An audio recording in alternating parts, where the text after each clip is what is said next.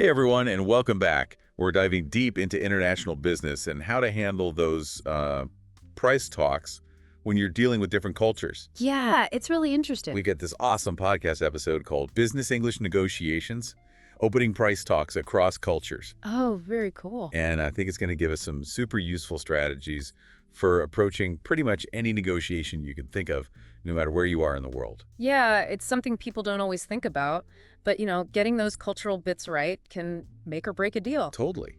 And it all starts with something as basic as numbers. Numbers. Really? Yeah, you'd be surprised how much confusion can come from just saying a big number out loud. Imagine something like $1,567,899.50. Yeah. It sounds totally different if you're in New York versus London versus Berlin. Oh, yeah, for sure. And then when you throw in all the jargon from a specific industry, it gets even trickier. Yeah, like those software licensing agreements, they're so full of technical terms. It's easy to lose people if you're not careful. Right. The episode actually suggests a cool trick, especially for some Asian markets. Oh, what's that? Breaking down large numbers can make them way easier to digest. Like, instead of saying 3 million, you'd say 300,000. You never thought about it that way. It might sound strange to us, but it can really change how your message comes across. Wow, that's a great example of how little tweaks in language can have a huge impact. Totally. And speaking of language, let's talk about currency. Okay. It might seem obvious, but you'd be amazed how many people forget to clarify which currency they're using right from the start. Oh, yeah, that's a classic mistake. And it can lead to all sorts of misunderstandings. It's super important to be crystal clear about the currency up front. And I'd even go one step further. I'd say give your international clients some rough conversions, especially if you're working with currencies that fluctuate a lot. Yeah, it's a small thing, but it shows you're putting in the extra effort to be clear and respectful. Right. It sets the tone for a transparent and collaborative negotiation. Exactly. Okay, so now you've sorted out the numbers and the currency, you're ready to talk price ranges. This is where things get really interesting because there's a real art to presenting price ranges without coming across as too rigid or inflexible. Yeah, the episode talks about this. They say it's important to use phrases like starting from or in the range of instead of just saying between X and Y. It makes it feel more open and invites more discussion. It's like you're creating a space for negotiation instead of setting those hard limits right away. Exactly. And this is where understanding how different cultures view bulk pricing becomes super important. Oh yeah, for sure. It can be a real shock for someone who's used to Western-style negotiation, where talking about unit price reductions for larger quantities is totally normal. In some Asian markets, they might expect you to present that total package price first and then break it down. It's subtle, but it can really affect how your offer is perceived. Absolutely. And it speaks to the broader idea of timing. Different cultures have different norms about when it's okay to bring up price in the first place. Totally. I love how the episode contrasts cultures that are all about getting straight to the numbers. Like in Germany, where that's seen as efficient and respectful of everyone's time. Yeah, and then you have cultures where building relationships and trust comes first. Like in Southeast Asia, it's not just about geography either. Even within Europe, you see variations. Yeah, like in the Nordic countries, punctuality is really important there. Yeah. You're expected to be talking numbers right on schedule. Whereas in Latin America, it's normal to spend quite a bit of time building rapport before even mentioning business. Those early interactions are seen as crucial for building trust and setting the foundation for a successful negotiation. Exactly. And neither approach is right or wrong. It's about recognizing that what might be totally fine in one culture could be seen as rude or disrespectful in another. Adaptability is key. And that includes things like gift giving, which, as the episode points out, can be a real minefield in international negotiations. Oh, totally. In Japan and South Korea, giving a thoughtful gift can be a great way to build goodwill. But in places like Singapore, they have strict rules around gifts. Yeah. So even a small gesture could be misinterpreted. It's tricky. It really is. And then you have the whole time zone thing, something we all have to deal with in today's globalized world. Yeah, time zones are tough. Not only do we need to find times for calls that work for everyone, but we also need to be aware of that decision fatigue. Yeah. The episode mentions this crazy stat that decision fatigue can actually mess with negotiation outcomes by up to 25%. Wow. That's huge. I know, right? So if you're trying to close a deal when it's late at night for you or early morning for them, you might not be thinking clearly or making the best decisions. Makes sense. So being strategic about timing is key, and being mindful of how those time zones could affect both your own mental sharpness and the other person's. Totally. Now, this is where things get really interesting. The power of silence. Silence Yeah. in a negotiation. Yeah. It's amazing how something as simple as a pause can be interpreted in so many ways. Like in a lot of Western cultures, silence can feel awkward. Yeah, like you need to fill it with something. But in Japanese negotiations, for example, silence is often seen as a sign of respect. Like you're carefully thinking about what's been said. Huh, interesting. And that difference in how we see silence can have big consequences. The episode has this story about a Western executive who got uncomfortable with the silence from his Japanese counterpart and ended up lowering his price too soon. Oh no, he missed out on a potentially better deal. Exactly. It's a good reminder that sometimes the best thing you can do in negotiation is just listen and observe. For sure, it's a skill you can develop with practice and by really paying attention to those subtle nonverbal cues. Absolutely. But it's not just about being quiet. The language we use, those specific words and phrases, can make a huge difference in how our message comes across. Oh, for sure. The episode is full of great tips on how to use language effectively when you're talking about price. One of my favorites is this thing called buffer phrases. Have you ever heard of those? Buffer phrases? Not really. Okay, so they're basically these subtle ways of introducing prices that don't sound as harsh as just throwing out a number. Yeah. So instead of saying the price is $100,000, you'd say something like, based on everything we've talked about, we're looking at an investment of. Ah, I get it. You're putting the price in the context of the value you're offering. Exactly. You're not just saying a random number. You're presenting it as a thought-out proposal that takes into account everything you've discussed so far. It's subtle, but I bet it makes a difference. And then there's this amazing technique called value anchoring. It's all about strategically positioning your price within the whole market context. Value anchoring, tell me more. Okay, so let's say you're proposing something for $50,000. Instead of just saying that number, you could say something like, considering that industry standards for similar solutions are between $75,000 and $100,000, we're proposing $50,000 for this initial phase. You're basically creating a frame of reference that makes your price seem even better. Wow, that's clever. By pointing out those higher prices that are already out there, you're instantly making your offer look more reasonable. And it shows you've done your research. Yeah. You know what's going on in the market. You come across as an expert. Exactly. Okay. So now you've got your buffer phrases and your value anchors. You're ready to frame your message in a positive and collaborative way, especially when you're dealing with pushback on the price.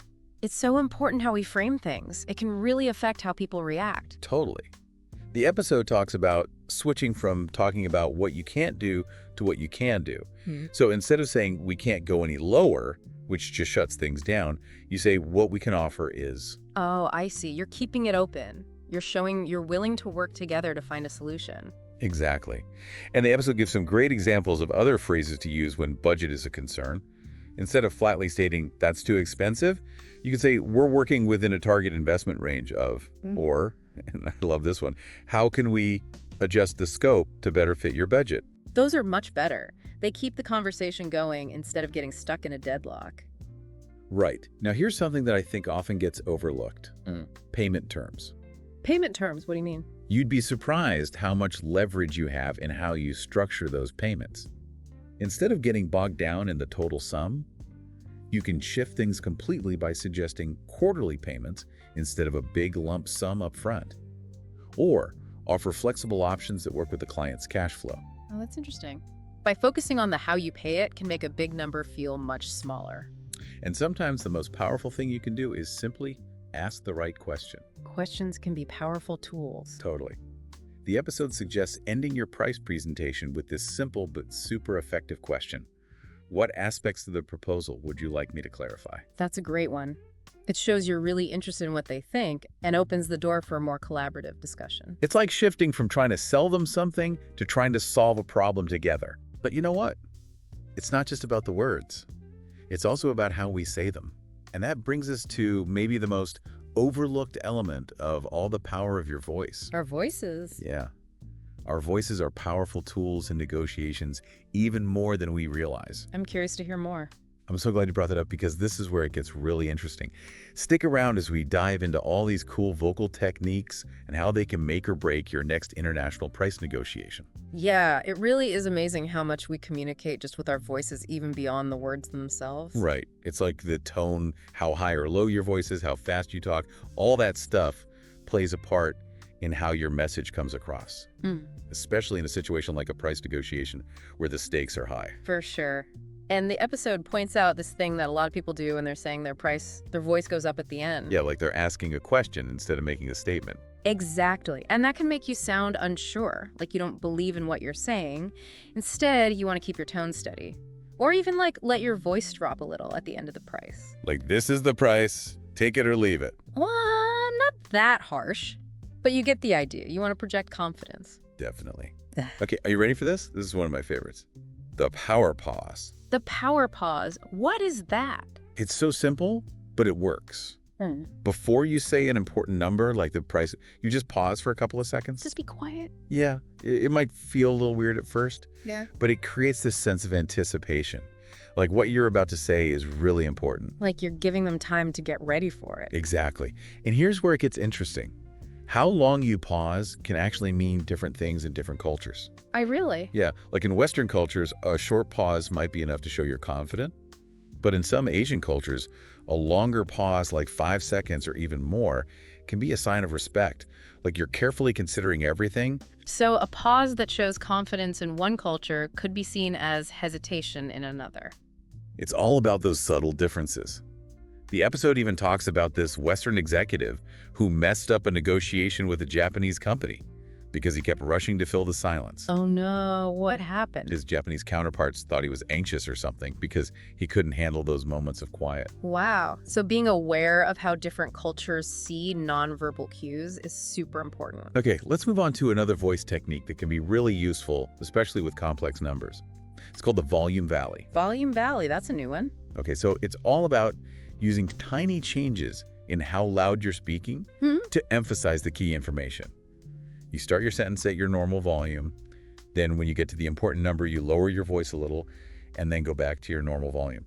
So it's like creating a little dip in the volume to make that number stand out. Exactly. You're making sure they hear that number without having to shout it. That's clever.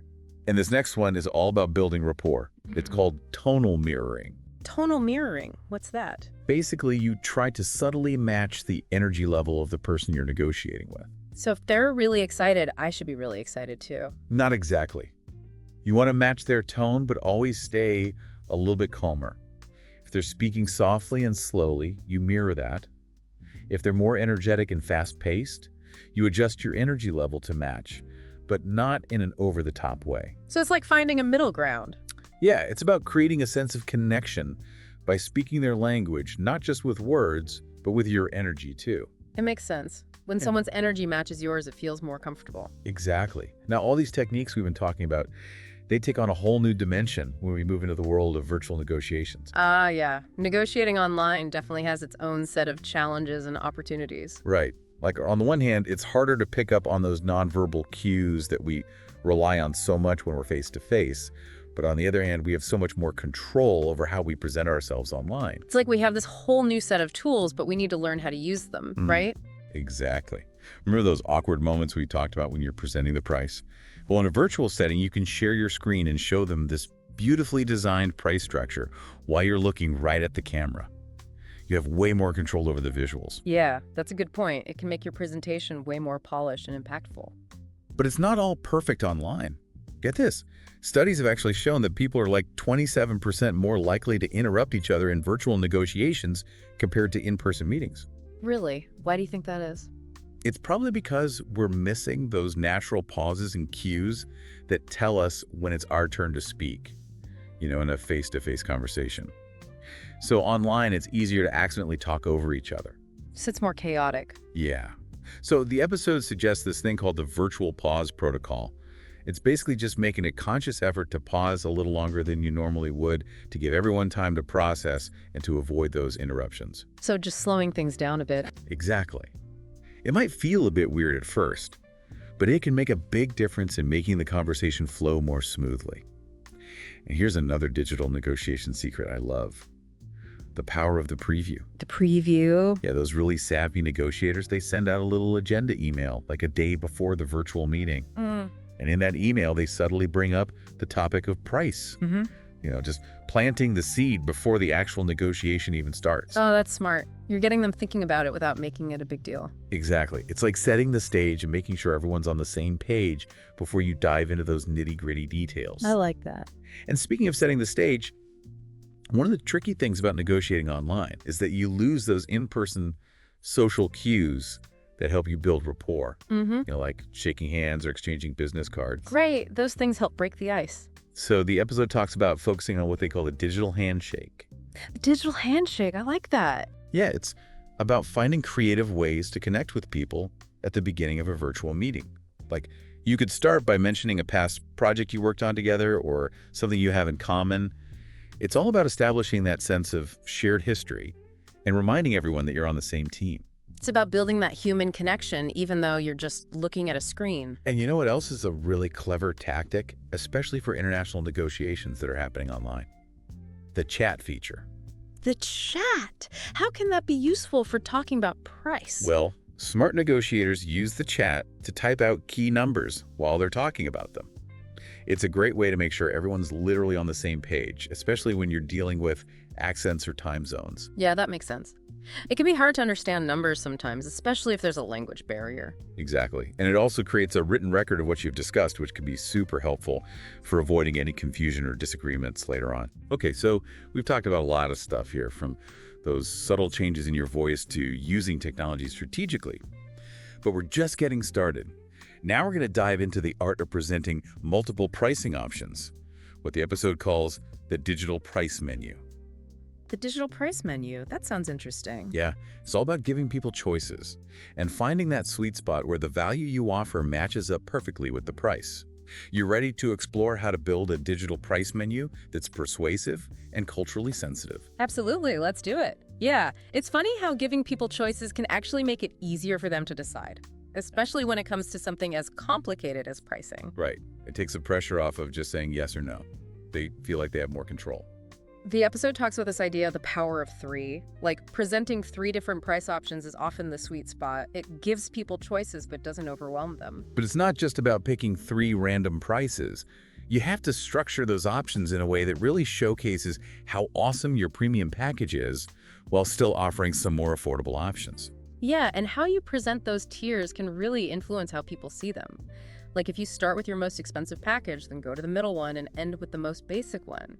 It kind of sets the bar high. It makes those cheaper options seem like a better deal. Exactly. And here's where those cultural differences come in again. Like, 3 options with a 20% price difference might work great in Western markets, but in some Asian cultures, 5 options with smaller price gaps might be better. So what might seem like too many choices in one culture could actually be seen as a good thing in another. Right. It's all about understanding those nuances. And it's not just about the number of options, it's also about how you explain them. Totally. The episode talks about value laddering. It's about going beyond those basic labels like basic, premium, and enterprise, and telling a story about how each package can help the client reach their goals. So instead of just listing features, you're painting a picture of what their success will look like with each package. Exactly. So instead of saying, our launch package gets you started, you might say something like, our launch package empowers you to hit the ground running and see results fast. It's the same features, but it sounds way more exciting. And then there's this whole psychology behind bundling. Bundling? What do you mean? It's crazy how much the perceived value of something can change just by grouping the same features together in different ways.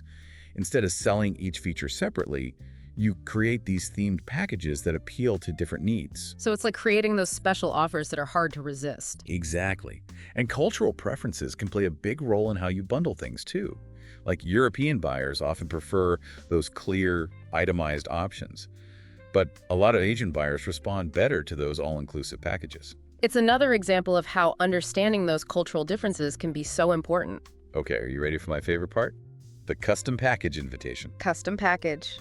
The best negotiators don't just present those preset options. They also create an opening for a more personalized approach. Like, they might say something like, we can also create a package that's tailored specifically to your needs and goals. It's like inviting them to collaborate on the solution. Exactly. It moves things away from that back and forth negotiation and turns it into more of a partnership. But once you've had that awesome price discussion, it's all about the follow-up. And this is where it gets really interesting. The follow-up is so important. It's how you make sure everyone's on the same page and keep things moving forward. The episode talks about this golden hour rule for negotiation documentation. Basically, the most successful negotiators send out their follow-up emails within an hour of the conversation. Wow, that's fast. I know, right? But it makes sense. You're striking while the iron's hot, while everything's still fresh in everyone's minds. And the key is they don't just rehash the numbers. They tell the story of how those numbers will create value for the client. So you're reminding them of the benefits they'll get. Exactly. Instead of that old school, as we discussed our prices, they use what the episode calls value anchoring in writing. They might start by bringing up those shared goals you talked about, like following our conversation about making your supply chain more efficient. And then they mention the price within that context. So you're connecting the price to the value they'll receive. And here's another fascinating thing. Even the way those written proposals are formatted can be different across cultures. Yeah, different cultures have different communication styles, and those differences show up in writing, too. Like in North America, they often prefer a short one-page summary followed by detailed appendices. But in Germany, that might seem way too brief. German business culture often likes things to be more comprehensive and detailed. Right, and then you have Asian markets where the most important info might be tucked away in what seem like less important documents. So it's like a whole different set of rules. And those digital handshake phrases we talked about, those are just as important in writing as they are when you're speaking. So even in an email, you want to create that sense of warmth and connection. Exactly. Instead of a stiff corporate, please find attached our proposal, you could say something like, I'm excited to share the roadmap for our partnership. It's a small change, but it makes a big difference in how the message comes across. And a lot of people make the mistake of thinking that follow-up email is the end of the negotiation. Right. It's not over till it's over. Exactly. The episode talks about the bridge technique, which is all about using that follow-up email to keep the conversation going and encourage more collaboration. Like you can end the email with something like, while these numbers reflect our discussion so far, I'm looking forward to exploring how we can make this solution even better based on your feedback. It shows you're open to working together. And speaking of flexibility, the way we think about price is heavily influenced by time. And that's what we're going to dive into next. The fascinating relationship between time and money. Time and money are definitely connected. You ready for this? The exact same price can feel totally different depending on how you spread it out over time. Really? The episode tells this story about a negotiator who turned a no into a yes, just by reframing a $60,000 annual fee as just $5,000 per month. It's the same amount of money, but it feels less scary when you break it down like that. It's called temporal reframing, and it's a super powerful technique. But it works differently in different cultures. Like European businesses often prefer those yearly figures, but Asian markets tend to like those monthly breakdowns better. Again, it's all about understanding those cultural differences. And here's a smart tactic: milestone matching. Instead of just saying payment due in 30 days, you link payments to specific things that have been delivered. Like once the new system is up and running in each regional office, we'll invoice you for that part. So the payments are tied to progress. And it makes the whole process feel more collaborative. It's like you're both working towards the same goal. And here's something I found really insightful: how different cultures view time in negotiations. Oh yeah, that's a big one. Like in some cultures, like Germany and Switzerland, talking about a long implementation phase actually makes your price seem more reasonable. It shows you're thorough and committed to quality. But in fast-paced places like South Korea or Singapore, that same approach could be a turnoff. It's about matching your message to the pace of the culture you're dealing with. And here's a neat trick for reframing time limits: the renewal sweet spot. Instead of saying this is a 12-month contract, you talk about an initial 12-month partnership with priority renewal benefits. So you're shifting the focus from a hard deadline to the idea of a long-term relationship. And in a lot of Asian cultures, that emphasis on long-term relationships can be even more persuasive than a lower price. And one of my favorite techniques from the episode is time value layering. It's basically weaving in those little value reminders at each stage of the implementation. So you're showing them how their investment is paying off over time. Like you might say, in the first month, you'll already see efficiency gains of X%. And by month 3, your team's productivity will be up by Y%. It gets them excited about the future. And you know what? This all comes back to the most important thing: building value before you even talk about the price. Because when the value is clear, the price becomes less of an issue. It's like that saying, price is what you pay, value is what you get. When you focus on delivering amazing value, the price becomes an investment, not a hurdle. The episode tells this story about a tech company that was having trouble selling their software for $50,000. They completely changed things around by starting their presentations with a question. How much does 1 hour of system downtime cost your business? They're making them think about the cost of not having the solution. And when those clients did the math, it often added up to hundreds of thousands of dollars per hour. Suddenly, $50,000 for software that could prevent that downtime seemed like a bargain. That's smart. It's all about perspective. Okay, let's talk about value echoes. Value echoes, what are those? Skilled negotiators drop these little hints about the value throughout the conversation. Like, they might mention how other clients have achieved great results, or they might talk about potential cost savings. Then when they finally get to the price, those value points come back around, reinforcing the idea that the investment is worth it. It's like you're creating a soundtrack of value that's playing in their head the whole time. And here's another cultural tip. In North America, you can be pretty direct about ROI. This will save you this much money in this many months. But in a lot of Asian markets, that same message might work better if you focus on the benefits for the whole team. Like, this investment will help your team achieve these goals. It's all about tailoring your message to the culture. And here's a mistake a lot of people make when they're trying to build value. Right. They treat it like a presentation when it should be more like a conversation. So instead of just telling them how great the product is, you should ask questions and get them involved. Exactly. The episode talks about value excavation questions. Questions that help the client discover the benefits for themselves. It's a much more engaging way to build value. And it's one of the best ways to connect with people on an emotional level. Storytelling. Stories are powerful. The episode suggests using future state storytelling to paint a picture of how the client's life will be better after they implement the solution. So you're helping them imagine their future success. Like, you could say something like, imagine your team coming in on Monday morning and all their routine tasks are already done. They have so much more time to focus on the things that really matter. It creates a positive feeling. And it all comes back to understanding the bigger picture. Yeah. Knowing what's going on in the market and positioning your price accordingly. So you have to do your research and see what other companies are doing. The episode talks about how the best negotiators use what they call the panoramic perspective. What's that? Instead of just throwing out a price, they give you the whole market landscape. Yeah. They might say something like, while those high-end solutions in this industry usually cost between $150,000 and $200,000, we've priced our solution to be more accessible without sacrificing quality.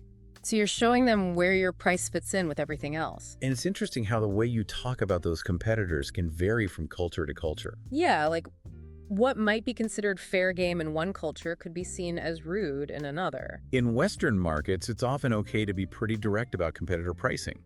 But in places like Japan or South Korea, that could be a no-no. So you have to be more subtle. Instead of saying our solution is cheaper than competitor X, you might say companies in your industry are seeing great results by investing at this level. You're getting the same message across, but in a more respectful way. And sometimes the best way to handle price objections is to completely change how you frame the conversation. Instead of talking about whether they can afford it, you talk about whether it's a smart investment. So you're helping them see the bigger picture. The episode calls this the budget bridge. Instead of trying to squeeze your solution into their existing budget, you help them understand how companies typically allocate their resources for projects like this. So you're educating them about industry standards. And then there's this cool technique called the investment perspective shift. What's that? Instead of getting defensive about your price, you focus on how quickly they'll see a return on their investment. Like, you might say, while the initial investment is $100,000, most of our clients start seeing a positive ROI in just 4.5 months. But here's the thing. In some cultures, especially in Asia, talking too much about those quick returns can actually hurt your credibility. Really? Why is that? Because in cultures that value long-term relationships and stability, that emphasis on short-term gains can seem a bit untrustworthy. Like, you're just trying to make a quick buck. So it's important to know your audience. And one of the challenges in negotiating with big companies is that you're often dealing with a whole bunch of different people with different priorities. Yeah, navigating those internal politics can be tricky. The episode suggests this awesome technique called transparency tiers. What are transparency tiers? Basically, you prepare different levels of detail about the cost breakdown for different people. Like you might have a high-level overview for the executives, a more technical breakdown for the IT folks, and a deep dive into the ROI for the finance team. So you're giving everyone the information they need in a way that makes sense to them. And it shows you've done your homework. You understand how their organization works. Wow, we've covered a lot of ground today. We have. From subtle voice techniques to using time strategically to understanding different cultures, we've explored a whole world of strategies for mastering international price negotiations. I think our listeners are walking away with some really valuable tools. And remember, practice makes perfect. The more you practice these techniques, the more confident you'll become. And don't be afraid to experiment. Find what works best for you and your clients. Thanks for joining us on this deep dive into the world of international price negotiations. We hope you found it useful. Until next time, keep learning, keep growing, and keep negotiating like a pro.